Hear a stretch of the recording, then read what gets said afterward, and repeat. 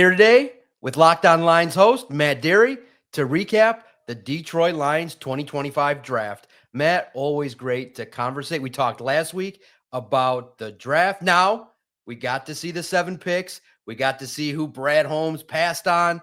It's a very interesting draft to reflect on and to recap your initial thoughts about what the Lions were able to accomplish with those 7 picks. Well, first off, John, great to see you. You and I went over about 50 names last week on Locked On Lions, and maybe we got 1 out of 50 with Tate Ratledge. I think we mentioned him, but no, I'm not going to sit here and tell you, John, that I'm doing backflips over it. I think Brad Holmes did a nice job. I think it's a good draft. I'm also not going to blast it either. I think there's some players that really fit the Lions mold here. There's obviously a ton of athleticism, which, RAS or RAS is something they're very interested in terms of the athletic look of these guys. And I love the Ratledge pick. Like I said on my show, the 2nd round pick is my favorite pick. I think he's going to be a starter right away. I think he'll oust either Mahogany or Glasgow. And if you put him at right guard next to Ragnow and Sewell, I think he'll be excellent. So I definitely liked it. Intrigued by Brad sort of, getting a little pissy with the media about asking him so much about the edge stuff. But hey, look, the Lions have a chip on their shoulder still. They want to win. And look, Brad Holmes has been a maestro in the draft. So I'm going with whatever he does. Yeah, now the interesting aspect is when analysts and the media look back on the draft, they say, okay, the Lions clearly use their extensive research to target players that they like. They're not hesitant to move up, traded capital to move up a couple spots for Ratledge, traded 2 third-round picks for Isaac Tesla. Are you getting a sense maybe the Lions too aggressive in their pursuit of athletes and prospects that they feel are worthy of being a member of the Detroit Lions? No, because they're going for it.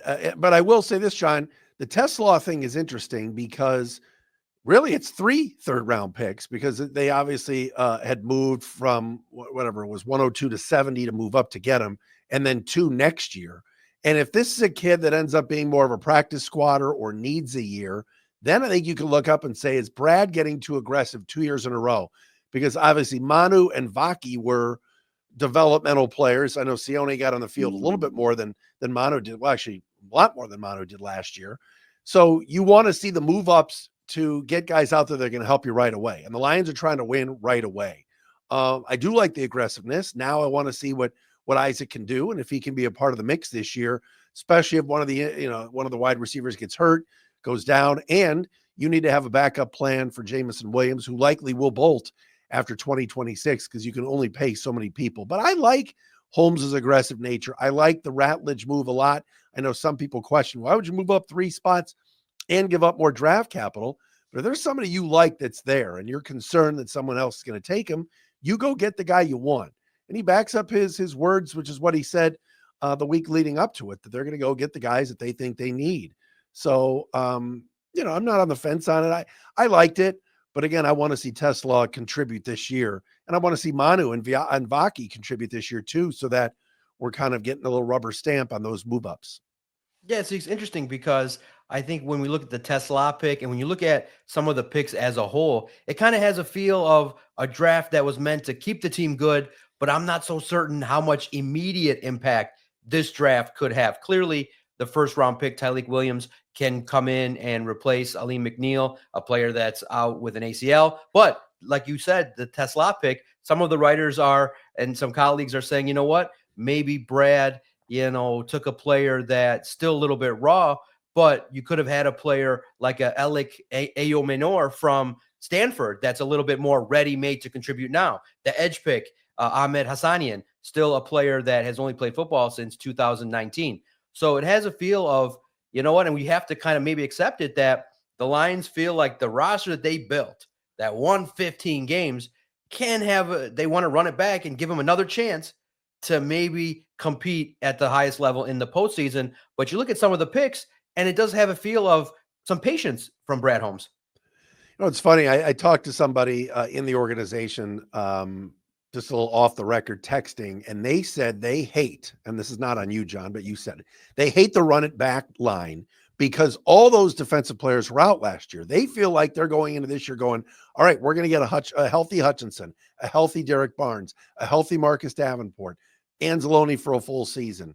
And they feel like they've missed so many of those guys that, a Wingo coming back, who was hurt, and Aleem when he comes back. So they don't feel like they're running it back. They feel like, man, we played so many games last year with guys that they had to get off, Quan Alexander off the street, Jamal Adams off the street, that they just had to throw out there, which is interesting. But I'm with you. I think that they're going for it. They obviously use the picks on guys that fit their mold and what they're about in that locker room. Look at Cleveland saying, "Oh man, we don't want Shedeur Sanders anywhere near us. We're going to take Dylan Gabriel." And then by the 5th round, they gave in and went and got Shedeur anyway. The Lions are not, people. I've had a lot of Locked On Lions listeners and viewers say, "Man, Mike Green. Why didn't they get Mike Green? He led the country in sacks. He's not a culture fit. There were questions about his character, and they stayed away. And that's been consistent to go from 3 wins to 6 to 9 to 15. So, or 3 to 9 to 12 to 15. So I don't mind it at all. And I do think they're running it back. What's interesting is, can some of the guys that some of the fans think need to go be replaced? If Broderick Martin, and I know you were talking about it on one of your social media clips this week, if Broderick Martin can't play, can Tyleek Williams definitely just step in? Can Mekhi Wingo come in from last year and definitely step in? If Glasgow struggles, is Ratledge ready? Is Mahogany ready? They probably believe yes, but I liked the Miles Frazier pick too, because I think that signals guys like Sorsdal and some of the others, they want to upgrade at the O-line, and it puts even more pressure on Glasgow, because what if Frazier comes in and is just a road grader? I know he's a 5th round pick, but he started 4 years in the SEC at LSU. What if he comes in and moves some bodies around? Then you've got some depth at a spot that is so vital to protect Jared Goff and that run game. Yeah, no doubt. It's interesting to look at how much immediate impact some of these prospects have, because you look at the schedule, you look at the level of competition, it's stepped up this year. So some of these prospects do have to compete and produce. And one of them, look, it's clear that, the fan base is heavily focused on the edge rusher position opposite of Aiden Hutchinson. Brad waited until the 6th round. That's what I kind of projected just based on how he's kind of talked. And many insiders said that this draft had a deeper edge class. But I do, it is intriguing that he's not really sensing why it's such a issue and talked about so much. But, just as a side note, Amon-Ra St. Brown, when there was talk about Max Crosby and getting Myles Garrett, he said, hey, if you get one of the highest end edge rushers, you don't need corners. So we all just saw the Eagles go out there and dominate, and we're able to use a front four and have zero blitzes. You don't typically see games that end up going like that. So I think when he says that, people are mad, I just think that it's also a credit to the organization that he's built a roster that most fans say we like what we see at a lot of different spots. The one weakness most people are saying is, we're not getting enough sack total, and Aiden can do it, but not much else. What do you make of the fans' fixation? Is it too much? Well, no, 2 things. Number one, you're exactly right. They were a bottom 10 sack team. They were 10th. Now, sacks isn't everything. You get pressures, you get hurries, you get enough pressures, and you get in the face. The Week 18 game against Sam Darnold was pressure city, all right, and sacks, but so many pressures on Darnold that he was rattled, he threw interceptions, and he missed a lot of open receivers. Some of those misses don't go down as sacks, hurries, pressures, anything. They just, if he feels that pocket collapsing on him, the Lions did a great job. But like you just pointed out, Johnny, that they blitzed so much in Week 18 that the next week you knew they weren't going to do as much. It was in 2 weeks when they lost to the Commanders, and Jaden Daniels had all day to throw. I look at it from Brad. I think Brad, and I mentioned this on my show yesterday, I think Brad was trying to move up. Mike Payton at A to Z wrote that he kind of thought maybe the Lions would try to move up ahead of Cincinnati to get Shamar Stewart, which is a guess. I mean, Holmes himself said, I was making calls. I was trying. So maybe it was Stewart, maybe it was Pierce that they were going after. So I think him going, all right, I worked, the fans and the media don't know what I was doing behind the scenes to try to get one. And then I get called out. Then I go on the ticket with Costa and Jansen, and they're asking me about it. I'm sick of it. But at least he was real and transparent. But that's number one, that he was trying. Number two, I do think when they looked at their board after some of those first groups of edge guys, I think that they were feeling like we can wait. that a lot of the guys maybe in those mid rounds, the 4, 5, and 6 rounds, are all kind of equal. And they wanted the guy in Hassanein that really sort of fit their profile. He's big. He's kind of more of a bull rusher. He's got to learn the game more, and they got to get him some more moves than just smashing into a tackle and going around him. He's got to have a spin move. He's got to have some twitch to his game. But they want to work with him, and they feel like with their defense and their D-line coach and everything else that they will. And obviously the kid got on the phone and said he would die for Dan Campbell. So that's what they want. That's what they're looking for. Yeah, no doubt. And I do think that just because of the injury history, it's hard for the fan base and a lot of media to accept that the Lions are going into 2025, the season, with Marcus Davenport as number one opposite of Aiden Hutchinson on the depth chart. That's the case. That's the guy that knows about Dan Campbell, knows about playing for a coach that has that much intensity. So they're counting on some luck for a player that prior to the last couple of years has the makeup of a prototypical defensive end that can do some things. So if the Lions are able to, and it's hard to remind people because, everybody, has the recency bias, Marcus Davenport can play the position if he's healthy. So we'll see. But what do you think of the pick of Ahmed Hassan? Great story. I do think that, I do think he'll endear himself pretty quickly to this fan base. I do think the area will get to know his story and understand a player that, hey, is going to work hard and potentially, maybe not year one, but maybe be a slight upgrade than James Houston was as a 6th-round pick. Oh gosh, you just dropped the James Houston line in 11 minutes in. I don't know, John. I like it because it's a body. They needed to add bodies to that edge room to you got Pascal in the last year of his deal. You hope that if he slides outside, we can see a little bit more from him. They brought back Muhammad. He's fine. Like you mentioned before, what if Davenport gets hurt again? I do see a scenario where we're going to see some McNeil, some Reeder, some Tyleek Williams in the middle, and then you slide Onwuzurike to the edge. But Levi's better inside. He's fine with the edge, and he did a nice job last year. They're probably hoping him on a 1-year deal will contribute so much that he'll get paid and probably have to get paid somewhere else. So there's options, but I like that there's a body there. I like that it's a guy that will do anything, work really hard, had over 20 sacks in 2 years at Boise State. So that's good. But again, I mean, my one concern is there were some guys earlier in the draft that maybe have a little bit more pedigree and a little bit more, I don't know, just more moves and they're more polished. But I also understand what they were trying to do. And when you move up and when you make picks, trades, you lose other picks, and that's okay. If they think Tesla, which they said, we need a younger receiver. If that's the guy and he blocks like crazy, like he did at the Senior Bowl and turned a lot of heads. It wasn't just the Lions that saw the blocking. Jim Nagy was telling me who ran the Senior Bowl. He's like, this kid he was treating the Senior Bowl like it was a high school championship game. So, and he of course was in it in the state of Michigan years ago. So you love that. I don't think they're done though. John, I think Zadarius Smith, we're going to find a way that I think he'll be back on this roster somehow, but it probably won't be until like September 1st. Yeah, you can never have enough pass rushers. And I do think it's a position that, the Lions are close as a football team to getting back to the winning ways in the postseason. So now just looking at the division, many people in the recent power rankings still have the Lions top 10.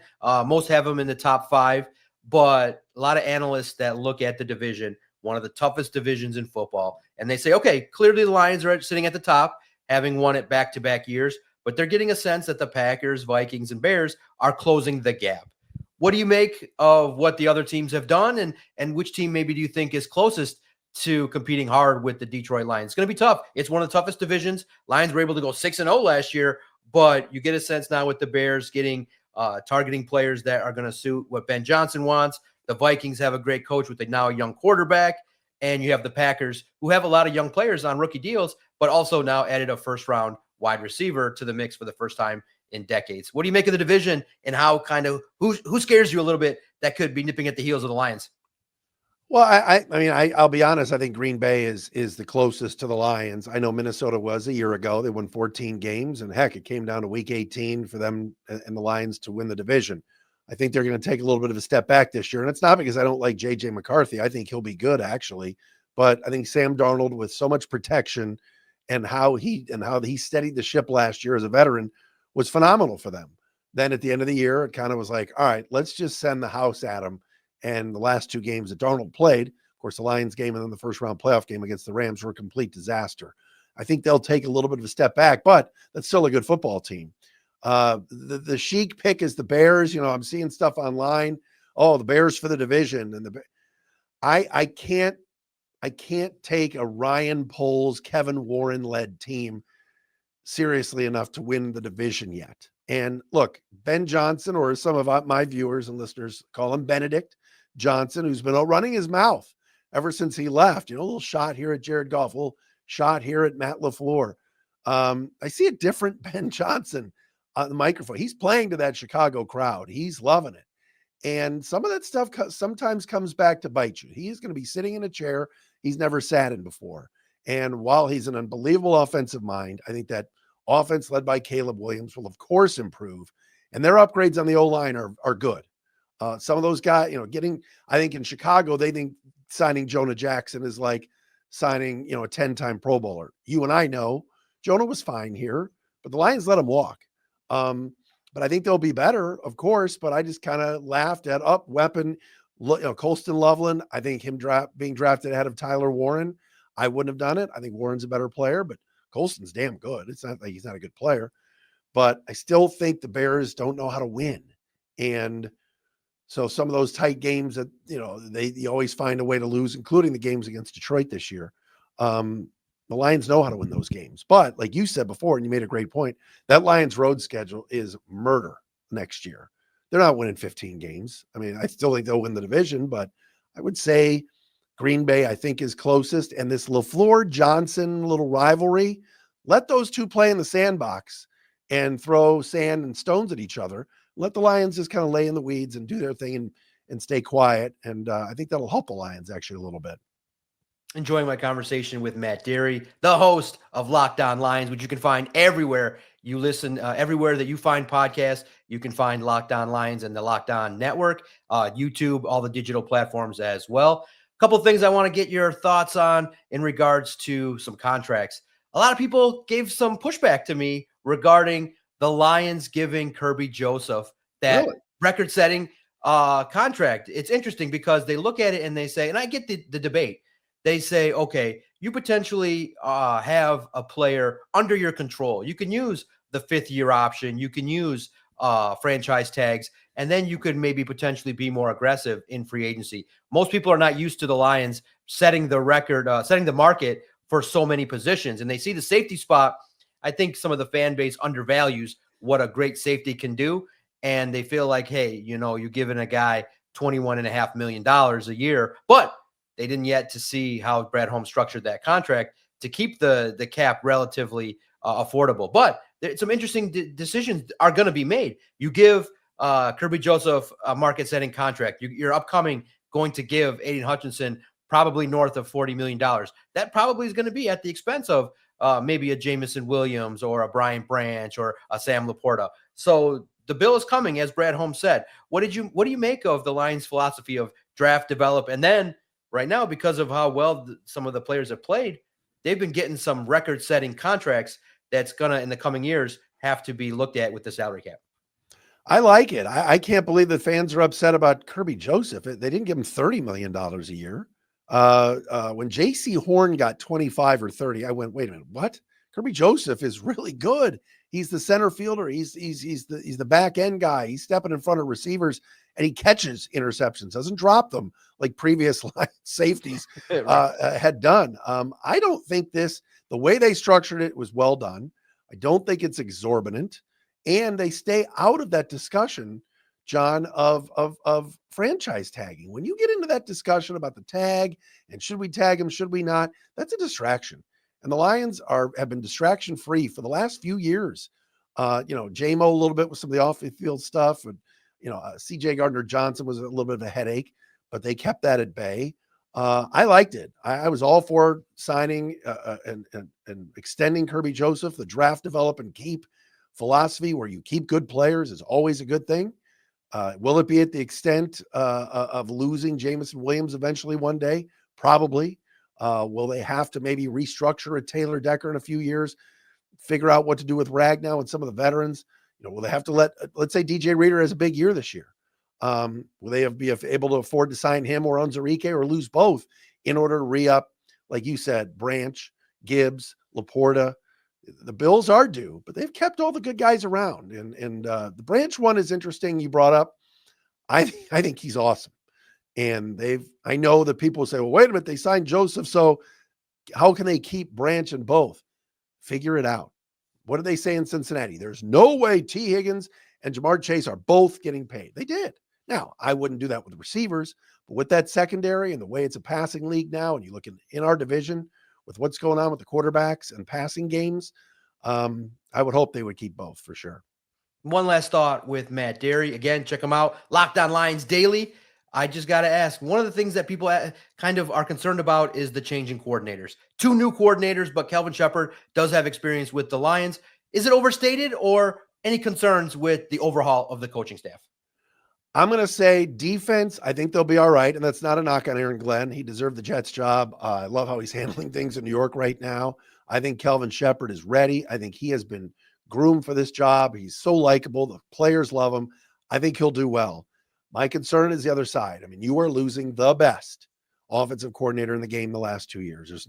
I don't know who can argue that with me. Ben Johnson was fantastic. Stumble bum and all these other plays that he came up with. His cohesion with Jared Goff, will that be the same with the Johnny Morton hire? I don't know. When you were on my show last week, you brought it up. Morton's last stint as an OC with the Jets in 2017 was not good, and he hasn't been an OC since at the NFL level. So he's getting a second chance. He knows the system. He's been here before, which is great. I think Dan Campbell is going to have more of a say, and I think Jared Goff is going to have more of a say on what's going on with this offense. And I don't think that's a bad thing. Jared is very mature. He's, almost 30. And I think they'll be all right there. To me, it's keeping these guys healthy. And you got some motivated players too on that offense. Like I said before about Ragnow, whose contract will be up in a little while. J-Mo's got 2 more years, but he's going to want to ball out. And I think they'll be okay. But to answer your question, yeah, I'll be interested in seeing what the offense looks like without Ben Johnson. Always enjoy a chance to check in with my guy, Matt Dery. Make sure you check him out everywhere, online, Locked On Lions, Locked On Network, doing great things. One of the people that's in touch with the Lions knows a lot of the history and also can bring the information in the current state. Matt, let's hope for a great season ahead. I look forward to doing this again. Thank you, John. Keep up the great work as well. Lions, all on SI. Love that. And check you out every day. You know that. That was Matt Dery. A lot of great points regarding the Detroit Lions. And you look at it from the perspective of, yeah, I do think that Brad Holmes and the scouting department deserves credit. I think that that's kind of part of the reason he has been so, just trying to defend the picks, saying, wait a minute, some of these picks, there's going to be room for debate, and it takes a year or two. Some reporters don't grade the draft until 3 years in, but I do think it's going to be interesting because I do think the immediate contributions are going to come at the top, as they should. Tyleik Williams and Tate Ratledge, I do think will have a chance to start and compete. But yeah, it's a big year. And so that's why I think a couple of the picks, you could say, well, maybe you could have got a little bit more from that spot in the 3rd round, trading up 32 spots to get a wide receiver that you think, most likely most people think at best is going to be wide receiver 4. You still have Amon-Ra St. Brown, Jameson Williams, and Tim Patrick. And then you're not even talking about Khalif Raymond, who is a player that has a great connection with Jared Goff. And you have great offensive weapons with Jahmyr Gibbs, who's going to be more of a focal point, I believe, in this offense, and Sam Laporta. So the touches early might be tough. So to give up that many picks, that's going to be one of the picks that and the spots that is going to be heavily debated, I think, moving forward, especially when there could have been more ready-made right now. And it doesn't mean that Isaac Tesla is not going to be a good player. It just means that there are other wideouts you could have targeted that could also have more of an immediate impact right now this year.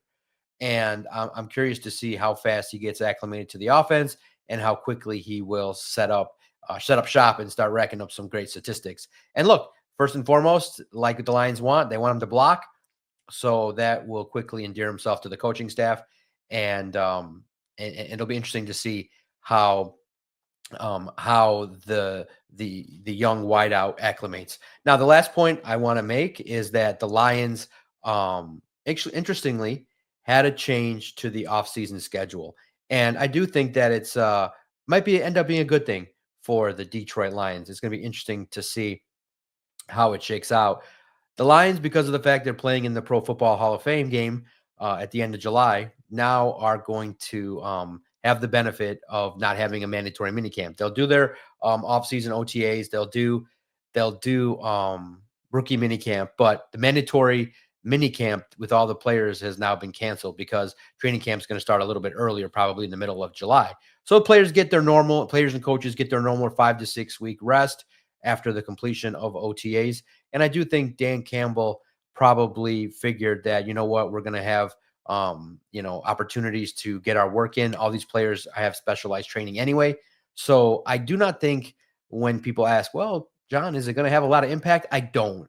I think that the Lions, for the most part, the core group understands everything. Now, I do think that extra camps are great for the young players. It might be a little disadvantage for them as they work to catch up to speed as to what the Lions want in terms of the playbook. But hey, that's how it's going to be. The opportunity for the young guys is going to have to be, they're going to have to get in their playbook quickly over the next month and a half and figure out, hey, catch up to speed, understand what the coaching staff wants. That mini camp does have a purpose. I do think there's a gelling opportunity, get a chance to get out on the field and compete. And I do think that the competition level has benefited a lot of the rookies and second year players as they work against players of their similar caliber just a little bit better as they try to work up the depth chart. So it's an interesting proposition there that, the Dan Campbell looked at the landscape and said, okay, we're going to cut something that's been a staple of every offseason workout plan. But in the end, this is going to be a unique offseason for the Detroit Lions, being that they're participating in the Hall of Fame game, which I think is going to be good for a lot of young players. I don't think you're going to get any impact from any starters, and you will not see Jared Goff or any high-end players in that contest. But hey, some guys that need some playing time and some experience might have an opportunity to showcase what they're all about. Thanks, everyone, for checking in. Thanks again to Matt Dery, who gave us his time and insights regarding the Lions draft. A real interesting look at the draft. A lot of ways to look at it. A lot of intriguing prospects. But at the same token, I still have question marks regarding the immediate impact of some of the guys on day 2 and day 3, notably Miles Frazier, Isaac Tesla, Ahmed Hassanein. If those 3 guys down the road end up being players that are productive, that's going to lend to more sustained success. But again, I wonder what that's going to mean for the 2025 season, a year in which you play some very tough competition. I'm the Doc, John Macaroon. This has been the latest Detroit Lions Lone Wolves podcast.